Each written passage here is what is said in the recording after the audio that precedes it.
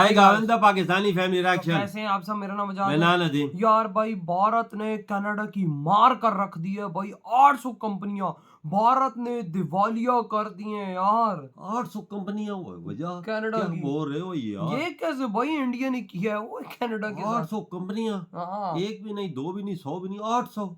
अबे क्या मजाक लगाया हुआ, लेकिन ये अब जल्दी से वॉच करते और भाई कनाडा गिर चुका है माफी के लिए भारत के कदमों में। तो कौन ऑन करते स्टार्ट। दोस्तों, भारत से विवाद के बाद कनाडा के प्रधानमंत्री जस्टिन ट्रूडो अपने ही देश में सवालों के घेरे में आ चुके थे। लेकिन पहले जहां ये सवाल उनकी फॉरेन पॉलिसी को लेकर था, अब कनाडा के लोग अपनी अर्थव्यवस्था और रोजगार को बचाने के लिए ही प्रधानमंत्री से सवाल कर रहे हैं। दरअसल आज की अपडेट काफी बड़ी इसलिए है क्योंकि कनाडा जो पिछले कुछ महीनों से रिसेशन से जाने से बच रहा था, अब ऐसा लगता है कि बहुत जल्दी उसकी स्थिति इतनी खराब हो सकती है कि कनाडा की हजारों कंपनियां दिवालिया हो जाएगी। इतना ही नहीं बल्कि यूरोप और ब्रिटेन की तरह ही कनाडा की आर्थिक स्थिति इतनी खराब नजर आती है कि वह भारत के सामने कहीं पर भी नहीं टिक सकता। ऐसे में जो जस्टिन ट्रूडो भारत के ऊपर उलझुल आरोप लगा रहे थे, अब उन्हें अपने ही देश की अर्थव्यवस्था को बचाने के लिए ध्यान लगाना पड़ रहा है, क्योंकि अगर उन्होंने ऐसा नहीं किया तो अगले टर्म में कनाडा के लोग ही उन्हें ऑफिस से बाहर का रास्ता दिखा देंगे। दरअसल दोस्तों, इस वक्त की सबसे बड़ी अपडेट कनाडा से निकल कर आ रही है, जिसके तहत कनाडा में 800 कंपनियों ने बैंक करप्सी के लिए फाइल किया है। इन सभी कंपनियों का कहना है कि अब इनके पास $1 भी मौजूद नहीं है, और अब अगर उन्हें दिवालिया घोषित नहीं किया गया तो ये कंपनियां कुछ भी नहीं कर सकती। साथ ही इन कंपनियों की हालत इतनी खराब है कि उनके पास अपने जनरल ऑपरेशन करने तक के भी पैसे नहीं बचे, जिसमें अपने कर्मचारियों की सैलरी और बिजली के बिल भी नहीं दिए जा सकते। 800 कंपनियों का एक साथ दिवालियापन घोषित करना इस बात को दर्शाता है कि कनाडा की अर्थव्यवस्था बहुत बुरी स्थिति में है। हैरानी की बात तो यह है कि इन 800 कंपनियों ने खुद को दिवालिया घोषित करने का आवेदन इसी साल जनवरी में किया है, यानी कि साल के शुरुआत के पहले एक महीने में ही इतनी बड़ी संख्या में कंपनियों का खुद को दिवालिया घोषित करना कनाडा की बहुत ही कमजोर अर्थव्यवस्था को साफ तौर पर दर्शाता है। वहीं पर अगर हम इस आंकड़े को इस साल 2024 से तुलना करके देखें तो 2023 से लेकर अभी तक कनाडा में बैंक करप्सी फिलिंग की संख्या में 40% की बढ़ोतरी देखी गई। बता दें कि कनाडा में फिलहाल ये हालात एक ऐसे समय पर देखे जा रहे हैं जब कनाडा की सरकार ने कोरोना काल में हुए नुकसान से बचने और अपनी कंपनियों की मदद के लिए $45,000 का इंटरेस्ट फ्री लोन सभी कंपनियों को दिया था, जिससे ये कंपनियां अपने डेली ऑपरेशन जारी रख सके और कोरोना काल के दौरान जो भी नुकसान हुआ उसमें उभर सके। इस लोन को चुकाने की डेडलाइन जनवरी में थी, लेकिन लोन वापस करने के बजाय 800 कंपनियों ने खुद को दिवालिया घोषित कर दिया, जिससे ये बात साफ होती है कि ये कंपनी $45,000 की मामूली सा लोन भी नहीं चुका सकती। हमें इस तथ्य को भी समझना होगा कि कनाडा की जीडीपी में 33% की हिस्सेदारी छोटी और मध्यम स्तर की कंपनियां रखती है, जो अब खुद को लगातार दिवालिया घोषित कर रही है। और एक मामूली सा लोन भी सरकार को नहीं चुका सकती, वह भी इंटरेस्ट फ्री लोन, यानी इस लोन पर इन्हें कोई ब्याज भी नहीं देना होगा, जो इस बात का डर काफी बढ़ा चुका है कि अब कनाडा आखिरकार रिसेशन में एंटर कर जाएगा, जिससे वह पिछले साल से बच रहा था, क्योंकि ब्रिटेन और यूरोप तो इन्फ्लेशन देख ही रहे हैं। ऐसा लगता है कि अब कनाडा की बारी है, पर कनाडा की सरकार काफी कोशिश कर रही है कि वह अपने देश की कमजोर अर्थव्यवस्था को दुनिया के सामने जाहिर ना होने दे। इसी वजह से कनाडा की तरफ से जारी किए गए आंकड़ों में ये बात साबित करने की कोशिश की गई है कि उनकी अर्थव्यवस्था मजबूत बनी हुई है, लेकिन जिस तरह से कनाडा की छोटी और मध्यम स्तर की कंपनियों को चुनौती का सामना करना पड़ रहा है, इस बात से इंकार नहीं किया जा सकता कि कनाडा की डोमेस्टिक इकोनॉमिक एक्टिविटी काफी प्रभावित हुई है, और अगर जल्द ही बड़े रिफॉर्म नहीं किए गए तो कनाडा रिसेशन का सामना करेगा।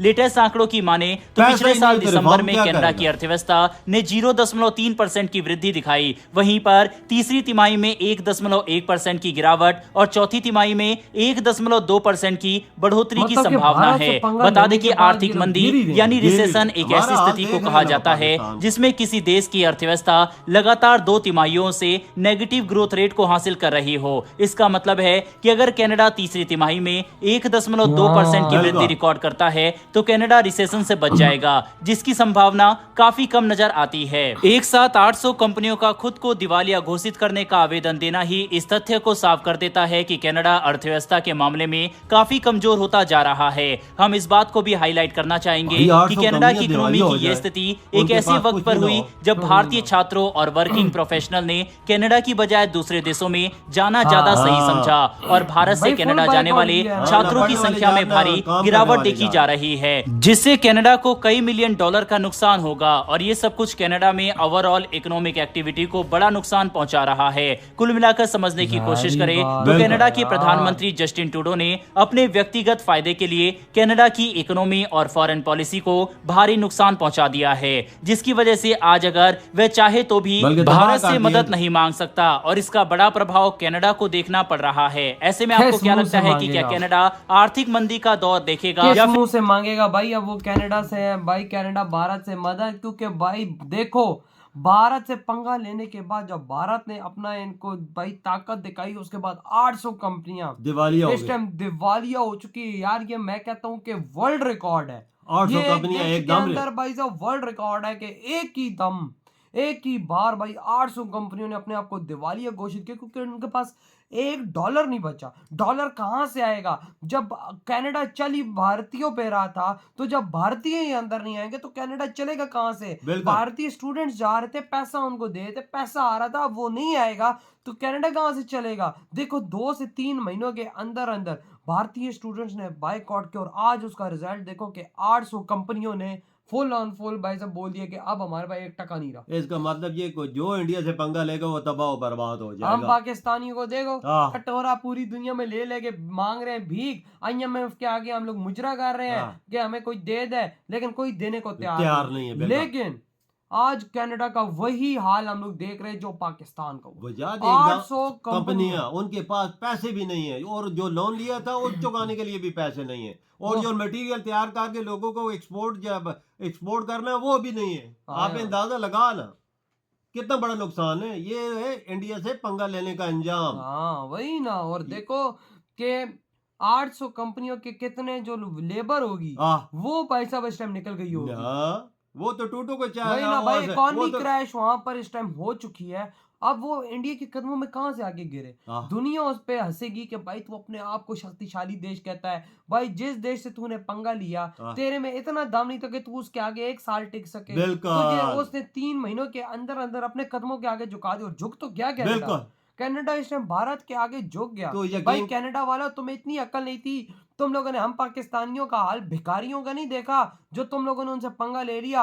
अब देखो हर भारतीय ने बाइकआउट अलग किया, अब स्टडी के लिए नहीं जा रहे, वर्क के लिए जो आम काम करते हैं वो भी नहीं जा रहे, वो दूसरे मुल्क में रोक कर रहे हैं। बिल्कुल भाई साहब, इसी वजह से तो कनाडा आज रोड पर आ गया। बिल्कुल ये होती है भाई एक नेशन की पावर, एक भारतीयों की पावर के अगलों को हिलने इन्होंने नहीं दिया। बिल्कुल ये कैसे पता नहीं करते हैं कि भाई देखो अगर हम लोग किसी देश में जाते हैं हमें नंगा कर देते हैं, लेकिन फिर भी हम हंस के कहते हैं नंगा क्या करना है, जो कुछ करना है नंगा लोगों के सामने ले भी जाओ, मसला नहीं है। लेकिन इंडियंस को देखो भाई जब इन्होंने ठानी बिल्कुल तो और इन्होंने कनाडा की मार के रख दी। वही ना, उनको उल्टा नंगा कर दिया इन लोगों ने। देखो 800 कंपनियों में लाखों मजदूर भी होंगे ना, काम करने वाले होंगे, वो बाहर नहीं निकलेंगे, उनका काम जो खत्म हो गया है। लाखों नहीं तो हजारों में तो होगा ना वजह। वो टूटू को चाह के बाहर असम्बली से बाहर फेंकेंगे और वही हो रहा है। टूटू को समझ ही नहीं आ रही मैं करूंगा, क्योंकि जनता उसके खिलाफ हो गई है। ये तुमने इंडिया से क्यों पंगा लिया है, पूछ रही है सवाल। तो ये ना हो कि 2 से 3 दिनों में ट्रूडो ये घोषित करता कि मैं भारत आ रहा हूं। हाँ ये भी हो सकता है, कुछ भी अब हो सकता है, क्योंकि इंडिया ने जो फटका इनको दे दिया ना, ये कसम से मैं कहता हूँ वर्ल्ड रिकॉर्ड है किसी देश के अंदर इतनी बड़ी कंपनियों का एक साथ अपने आप को घोषित। 800 कंपनियां